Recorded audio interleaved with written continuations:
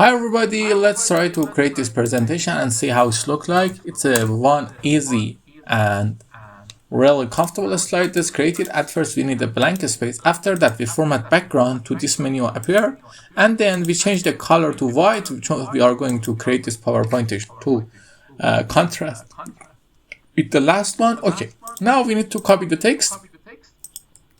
This text is some easy text. It's an MIT text created by using Overdrive Sunset as a font. In this slide, let me put it gradient fill so it's visible for you. I use by using Overdrive Sunset font. You can download it and install it easily.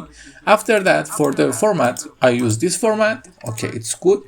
Now we need to create another slide. In the new slide, we need to create these two shapes and align them perfectly. So for that, we go to rectangle, rounded corners, and create one. Create it bigger than we want. Then just simply rotate them here. Then hold Ctrl and Shift and reduce them size.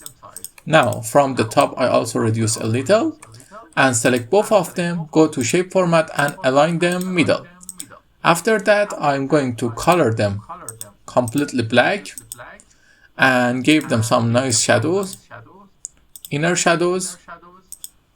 It's maybe not going to be visible, but it's not important. Paste the text, color the text white, and also I'm going to copy this text, paste it here, color it white, reduce the size, and put it here.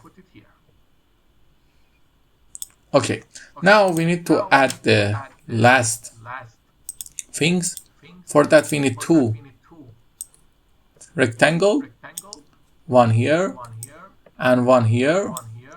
We are going to color them purely white without outline,